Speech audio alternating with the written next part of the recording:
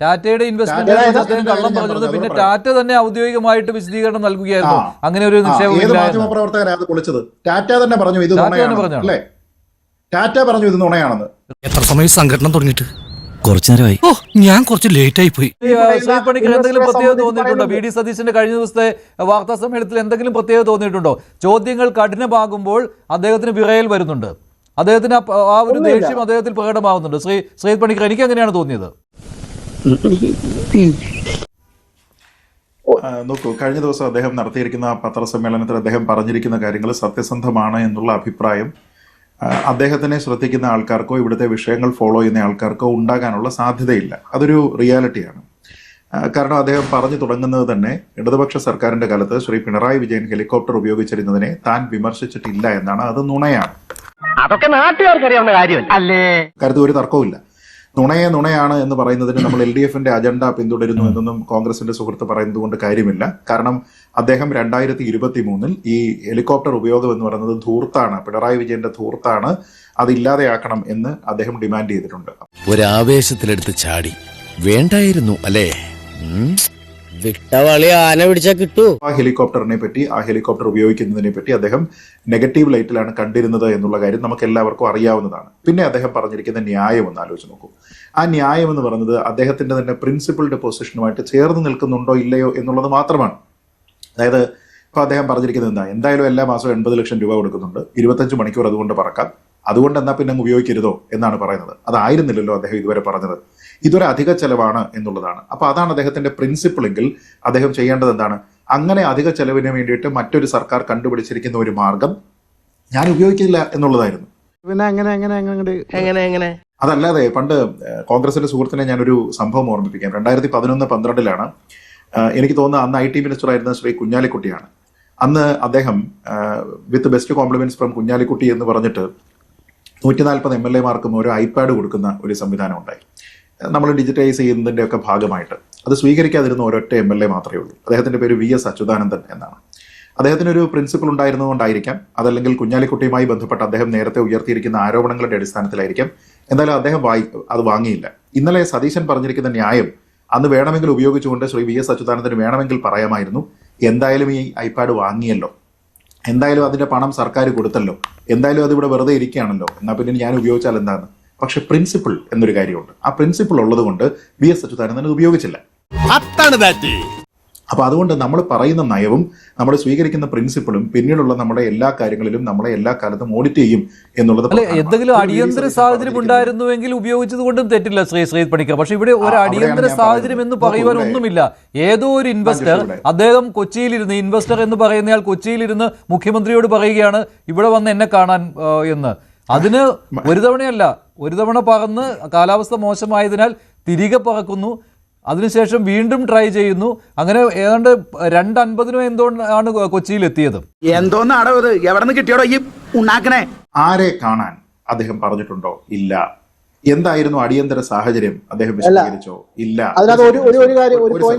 ഞാൻ പറഞ്ഞതിന് ശേഷം അങ്ങ് പറഞ്ഞോളൂ. എന്തായിരുന്നു പൊട്ടൻഷ്യൽ ഇൻവെസ്റ്റ്മെന്റ് അദ്ദേഹം അതിനെപ്പറ്റി പറഞ്ഞോ? ഇല്ല. അപ്പൊ അതുകൊണ്ട് ആരെയാണ് കണ്ടത് എന്നുള്ളത് മാധ്യമങ്ങളോട് പറയില്ല എന്നാണ് പറഞ്ഞത്. പറഞ്ഞാൽ എന്തോ മുടക്കുമെന്നാണ് പറഞ്ഞത്. ഞാൻ ചോദിക്കുന്നത്, എനിക്ക് പെട്ടെന്ന് അത് കേട്ടപ്പോൾ ഓർമ്മ വരുന്നത് പണ്ട് മണിച്ചിത്രത്താഴ് ഡയലോഗ്, ആ സിനിമ തുടങ്ങുമ്പോൾ അതിന്റെ ആദ്യം ഒരു ഡയലോഗുണ്ട്.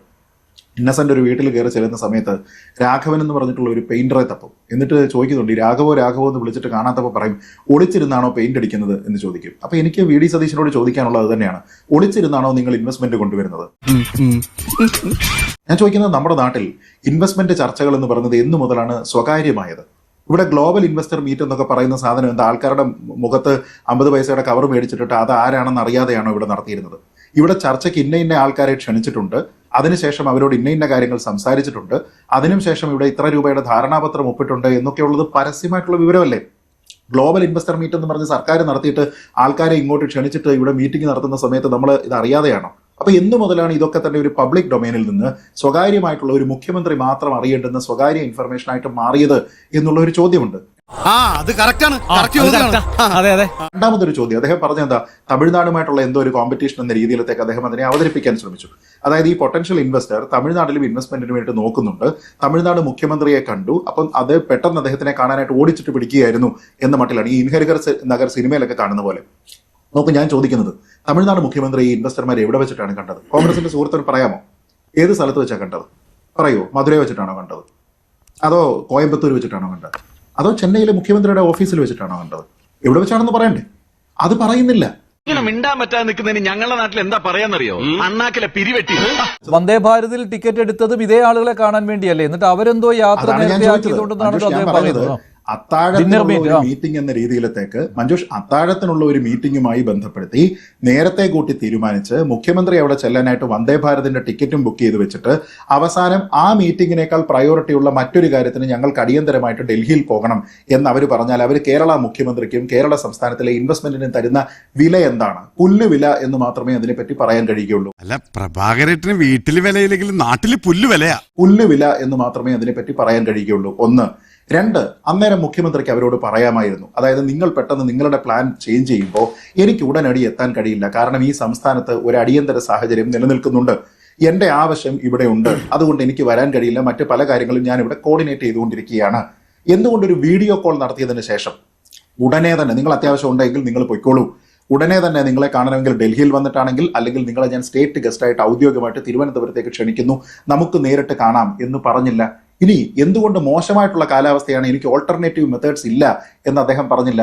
എന്തുകൊണ്ടാണ് മോശം കാലാവസ്ഥയെ റിസ്ക് ചെയ്തുകൊണ്ട് 2 തവണ യാത്ര ചെയ്തിട്ട് അവരെ പോയി കണ്ടത്? അപ്പൊ അവരാരാണെന്ന് പറയട്ടെ. ആ ചെക്കനെ ഒന്ന് കൊടുത്തിട്ട് വേണ്ട സാർ, വിവരമുള്ളവർ എന്തെങ്കിലും പറഞ്ഞെന്ന് വെച്ച് വിവരമില്ലാത്ത സാർ എന്തിനാ മറുപടി പറയാൻ പോകുന്നത്? ഇനി ആരോടും പറയാതെ നടത്തിയിരിക്കുന്ന ഇൻവെസ്റ്റ്മെന്റുമായി ബന്ധപ്പെട്ട് ടാറ്റ 10,000 കോടി രൂപ ഇവിടെ ഇൻവെസ്റ്റ് ചെയ്യുമെന്ന് പറഞ്ഞ ആരാണ്? മാധ്യമങ്ങളാണോ പറഞ്ഞത്? ഇത് പറഞ്ഞത് മുഖ്യമന്ത്രി തന്നെയാണ്. അപ്പൊ ആരും തെറ്റായിട്ടുള്ള വിവരങ്ങൾ പറഞ്ഞ് ഇറക്കിയിട്ടില്ല, അത് ഇറക്കിയിരിക്കുന്നത് മുഖ്യമന്ത്രി തന്നെയാണ്. നുണ പറയുന്നത് മുഖ്യമന്ത്രിയാണ്. ശ്രീ രജനി, ഇത് നുണയാണെന്ന് മാത്രമേ കരുതാൻ പറ്റുകയുള്ളൂ.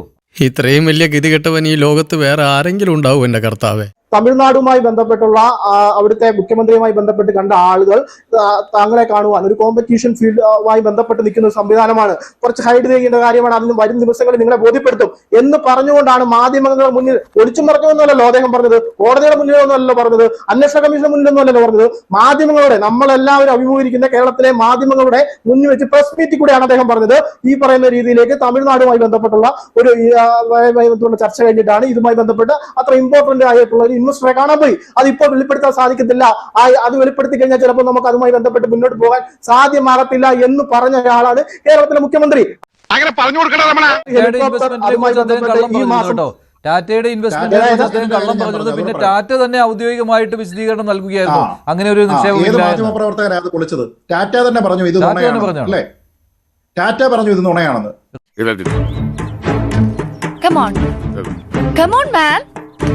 ഇതിന് പ്രശ്നം എന്ന് പറയുന്നത് മുഖ്യമന്ത്രി വി ഡി സതീശൻ തുടർച്ചയായി കള്ളം പറയുന്നു എന്ന രീതിയിലുള്ള ഫീലിംഗ് വന്നു കഴിഞ്ഞു കേട്ടോ. ഒരിക്കലും പ്രസ് മീറ്റിൽ പറഞ്ഞൊന്നുമല്ല, അദ്ദേഹം ഒരു പൊതുവേദിയുമായി ബന്ധപ്പെട്ട് ഒരു സെമിനാറിനകത്ത് അദ്ദേഹം ആ ഏവിയേഷനുമായി അല്ല പോർട്ടുമായി ബന്ധപ്പെട്ട്, വിഴിഞ്ഞം പോർട്ടുമായി ബന്ധപ്പെട്ട് സമുദ്രാമിഷന്റെ ഒരു ഒരു സെമിനാറിലാണ്, ആ സെമിനാറിൽ പങ്കെടുത്ത ആളോടെയാണ് ഞാൻ. നീ എന്ത് തേങ്ങയാണ് പറയുന്നത്? എനിക്കൊന്നും മനസ്സിലാവുന്നില്ലല്ലോ. ടാറ്റയുടെ നിക്ഷേപം കേരളത്തിലേക്ക് വരുന്നു എന്ന് മുഖ്യമന്ത്രി പറഞ്ഞതായിട്ട് അത് മുഖ്യമന്ത്രി അതിൽ തിരുത്തൽ വരുത്തിയിട്ടില്ല, അത് ടാറ്റയാണ് തിരുത്തൽ വരുത്തിയത്. പരസ്യമായി സംസാരിക്കുന്ന വേദിയിൽ നുണ പറയും, അല്ലല്ല, അത് ശരിയല്ലല്ലോ എന്നല്ലല്ലോ പറഞ്ഞത്. പ്രസ് മീറ്റുകളിലും പരസ്യ സമ്മേളനങ്ങളും എല്ലാം അദ്ദേഹം പറയുന്നതിനകത്ത് ശരികേടുകളില്ലേ? അദ്ദേഹം പറയുന്നത് ശരികേടുകളില്ല എന്നാണ് നമ്മൾ വിശ്വാസം. അങ്ങനെയാണ് ശരിയാണെന്നാണോ ശരികേടാണെന്നാണോ ടാറ്റ പറഞ്ഞത്? ഇങ്ങനെ നട്ടലില്ലാതെ ന്യായീകരിക്കുന്നത്?